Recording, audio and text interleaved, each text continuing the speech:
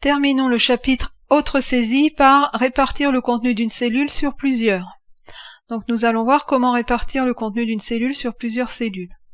Alors j'ouvre le fichier Excel qui se situe dans les ressources de cette vidéo et qui s'intitule bazin.xlsx. Alors Excel 2016 permet de répliquer les cellules de façon automatique, c'est-à-dire qu'il est capable de reconnaître quand vous faites quand vous remplissez une cellule, de faire le remplissage sur l'ensemble des cellules, le remplissage automatique. A contrario, il est également capable de séparer une cellule en plusieurs. Pour ce faire, on va séparer la cellule qualification et agent, enfin cette cellule qualification, en deux, en mettant d'un côté l'index et de l'autre le libellé. Donc la première étape, c'est de créer ici, d'insérer ici une colonne vide, voire même deux colonnes vides, et ici, dans l'onglet données, de sélectionner dans le groupe outils de données, convertir. Alors aucune donnée n'est sélectionnée, donc je vais me mettre ici, je fais convertir, et donc là, il me pose un certain nombre de questions. Il me dit, est-ce que le type de données d'origine est délimité ou est de largeur fixe? Donc là, on va dire qu'il est délimité. Alors pourquoi je dis qu'il est délimité? Parce que j'ai un caractère ici qui est semblable sur toutes les lignes. Et donc, on me demande par quel caractère il est délimité. Donc le caractère qui délimite, c'est un tiret. Donc je sélectionne le tiret. Et là, vous avez vu qu'automatiquement, Excel m'a séparé ma colonne en deux, en mettant d'un côté l'index et de l'autre côté le libellé. Et là, si je fais suivant, voilà, je termine. Et j'ai ma colonne qui était auparavant un tiret-agent qui devient un index et un libellé.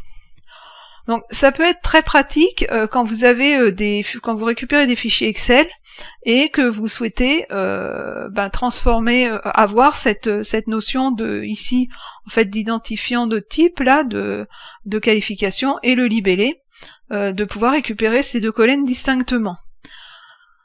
Ça peut être également le cas sur ici si on prend sur la date. Donc je remets en date courte. Ici, si je veux récupérer les années, donc j'insère des colonnes également. Et si je veux ici récupérer des années, je vais faire convertir. Je vais dire que je sais délimiter. Je vais dire que c'est délimité par toujours un autre. Et là, il a récupéré. Alors là, je suis en format date, je vais me mettre en format nombre. Ouais, alors nombre, je vais enlever les. Voilà. Et là, il m'a récupéré le mois. Alors ouais, là oui, parce que là il m'a récupéré également. Donc je mets nombre. Voilà. Donc il m'a récupéré le jour, le mois et l'année. Donc il m'a il m'a réparti en trois ma date de naissance en jour, mois, année. Donc vous pouvez ainsi répartir toutes les données que vous souhaitez. Je peux répartir ici les pièces toujours de la même façon. Je sélectionne, je vais dans données, je fais convertir.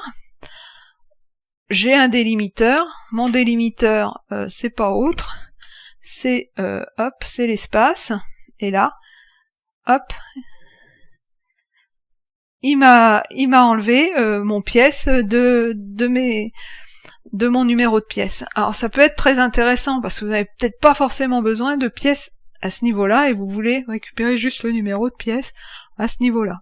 Donc voilà comment séparer une colonne, une cellule en deux ou en trois selon répartir la cellule sur plusieurs autres cellules. Donc on a vu comment répartir le contenu d'une cellule sur plusieurs. Alors on a vu avec un délimiteur, mais ça pourrait être avec une longueur fixe, hein, si vous avez une cellule qui n'a pas de délimiteur, mais où vous souhaitez répartir un certain nombre de caractères sur plusieurs cellules, vous pouvez tout à fait le faire. Donc sachant que ça peut être pratique pour récupérer effectivement des informations qui sont au sein d'une cellule et que vous souhaitez en fait splitter sur plusieurs cellules pour récupérer le contenu d'une partie de la cellule.